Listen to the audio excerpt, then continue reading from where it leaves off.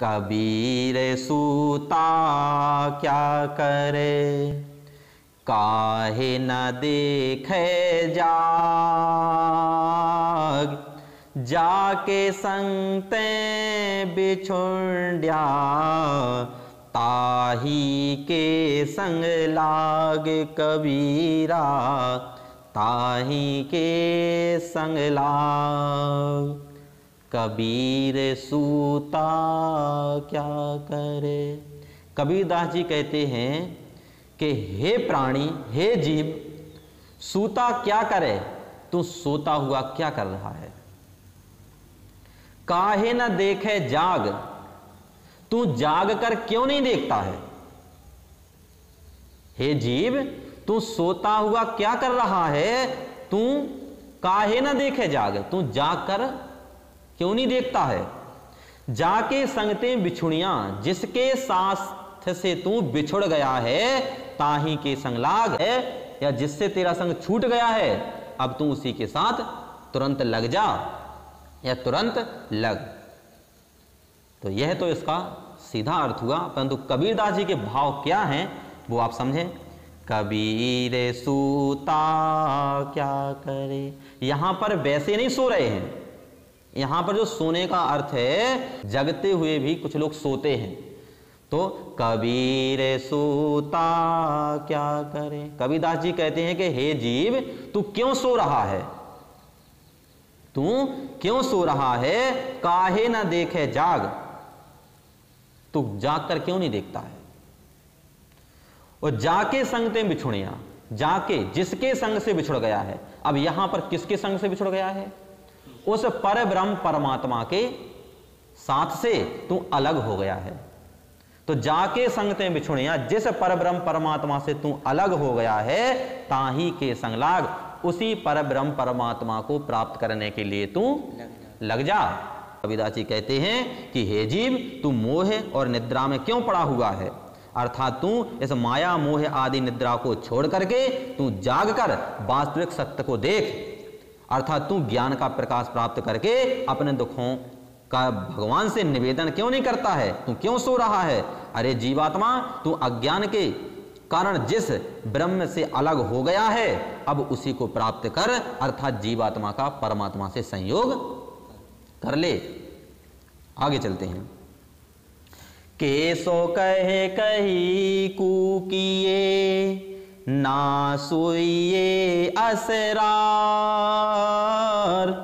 रात दिवस के कूकड़े, कबहू लगे पुकार कबीरा, कबहू लगे पुकार।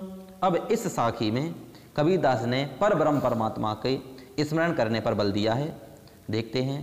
केसो कहे कहे कूकिए, केसो, केसो अर्थात केशव, केशव पर ब्रह्म परमात्मा के नाम का उच्चारण। तो केशव कहे कहे कूकिए का मतलब उस परब्रह्म परमात्मा के नामों का उच्चारण। तो परब्रह्म परमात्मा के नामों का उच्चारण कर करके तू कूक। ना सोइए असरार, ना माने नहीं, सोइए माने सो, असरार माने आलस में, और तू आलस में मत सो। उस परब्रह्म परमात्मा के नाम का चिंतन कर, मनन कर और उसको उच्चरित कर। रात दिवस के कूकणे, क्योंकि रात दिवस माने दिन, तो रात और दिन के कूकणे माने बोलने से, परब्रह्म परमात्मा के नाम के उच्चारण करने से, कबहू लगे पुकार, कबहू माने कभी ना कभी तेरी पुकार जरूर लग जाएगी।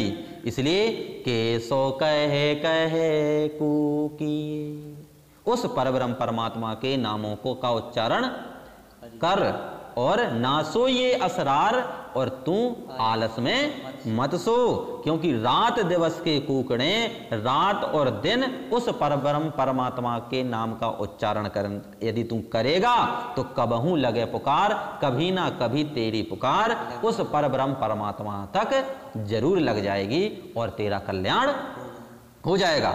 अर्थात कबीरदास जीवों को संबोधित करते हुए कहते हैं कि हे प्राणियों, हर समय ईश्वर का नाम ले और उस नाम को ले लेकर उसे पुकारते रहो। तुम आलस में मत पड़ो, अर्थात अज्ञान निद्रा का परित्याग करो। रात दिन लगातार पुकारने से कभी ना कभी तो तुम्हें सफलता जरूर मिलेगी, अर्थात भगवान किसी ना किसी दिन तुम्हारी पुकार अवश्य सुनेंगे। लंबा मार्ग दूरी घर, बिकट पंथ बहुमार। कहो संतों क्यों पाइए, दुर्लभ हरि दीदार कबीरा, दुर्लभ हरि दीदार। तो इस साखी में भगवान की प्राप्ति के मार्ग में आने वाली जो विभिन्न प्रकार की कठिनाइयाँ होती हैं उसका वर्णन करते हुए कबीरदास जी इसमें कहते हैं, लंबा मार्ग दूरी घर। उस परब्रह्म परमात्मा का जो मार्ग है वह कैसा है? लंबा। लंबा मार्ग और दूरे घर, और उस परब्रह्म परमात्मा का जो घर है वह बहुत दूर है, उसकी दूरी है। लंबा मार्ग दूरे घर, बिकट पंथ बहुमार। बिकट मतलब भयंकर है, विकट मतलब भयंकर है, जिसे पार करना कैसा है? कठिन है, भयंकर है वो। पंथ माने मार्ग है, रास्ता। बहुमार, बहु माने बहुत से, मार माने वहां पर लुटेरे हैं, बहुत सी कठिनाइयां हैं। तो उस परब्रह्म परमात्मा का जो मार्ग है, तो लंबा मार्ग दूरे घर, जिसका लंबा मार्ग होगा उसका घर भी दूर होगा। तो लंबा मार्ग दूरी घर, बिकट पंथ बहुमार। और जो वह पंथ है, जो रास्ता है, वह बड़ा भयंकर है, और वहां पर विभिन्न प्रकार के लुटेरे हैं, विभिन्न प्रकार के आपको भ्रमित करने वाले, आपको बाधा पहुंचाने वाले विभिन्न प्रकार के लोग हैं, विभिन्न प्रकार की विशेषताएं मिलेंगी, विभिन्न प्रकार के दोष हैं। कबीरदास जी के कहने का मतलब ये है कि विभिन्न प्रकार के वहां पर आपको दोषों से सामना भी करना पड़ेगा, शत्रु हैं। कहो संतों क्यों पाइए। अब कबीरदास जी पूछ रहे हैं कि हे संतों, कहो संतों, हे संतों बताइए, क्यों पाइए, कैसे प्राप्त किया जाए। हे संतों, अब आप ही बताइए कि वहां तक हम कैसे पहुंचे, क्योंकि दुर्लभ हरि दीदार। दुर्लभ माने कठिन है। यहां पर कबीरदास जी ने असंभव नहीं कहा, पहुंच तो सकते हैं, परंतु कैसे? दुर्लभ, बड़ा कठिन है, क्योंकि दुर्लभ हरि दीदार, जो परब्रह्म परमात्मा का जो दीदार है, जो उनके दर्शन हैं, जो उनका साक्षात्कार है, वो कैसा है? बड़ा दुर्लभ है, क्योंकि उन तक पहुंचने के लिए जो मार्ग है वो कैसा है? लंबा है।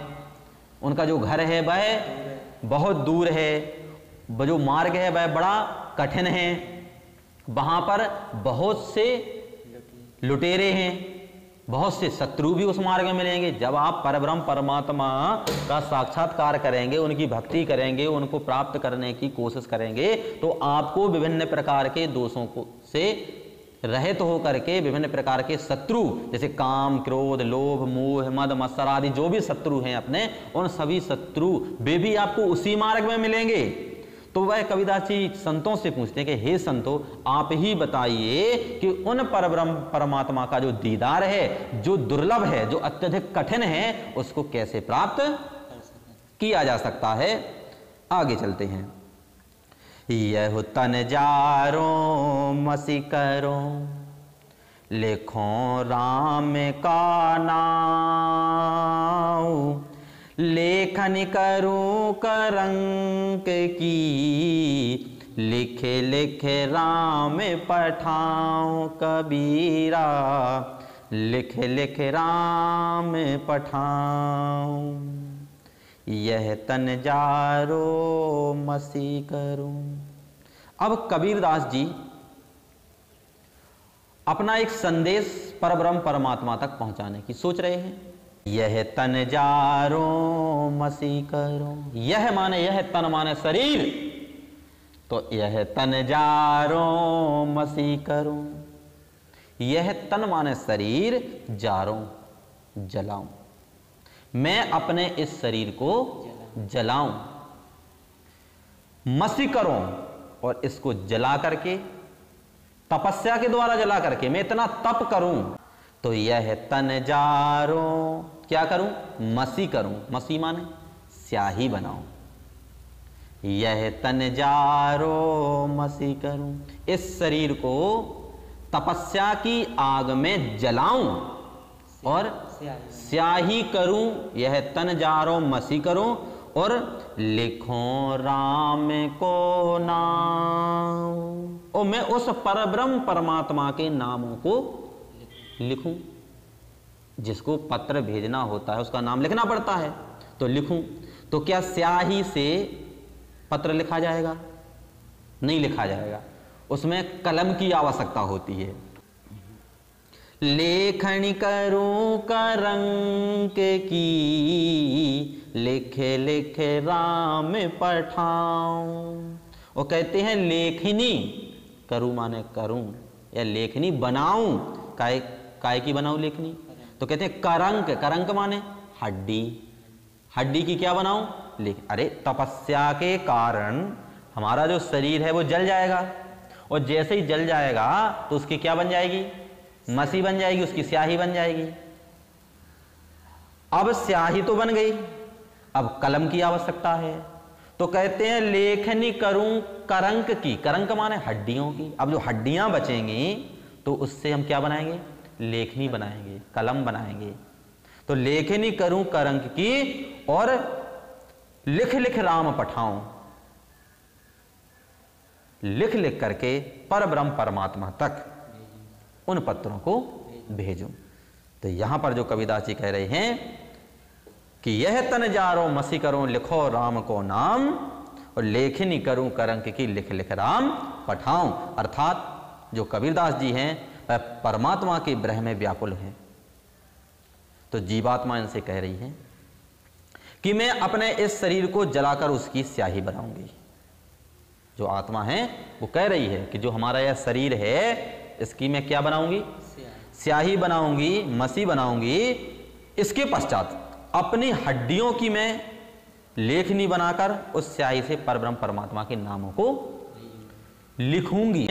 लिखूं राम को नाव, वह उस परब्रह्म परमात्मा के नामों को लिखेंगी, और लिख लिख करके अपने उन परब्रह्म परमात्मा तक अपने उन पत्रों को मैं भेजूंगी, जिससे मेरी जो स्थिति है वह परब्रह्म परमात्मा देखें और मुझे उनके दर्शन प्राप्त हो सकें, वो हमारी पीड़ा को समझ सकें और हमें अपने साक्षात्कार करा सकें।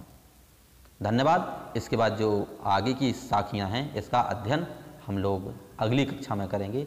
जब तक के लिए धन्यवाद।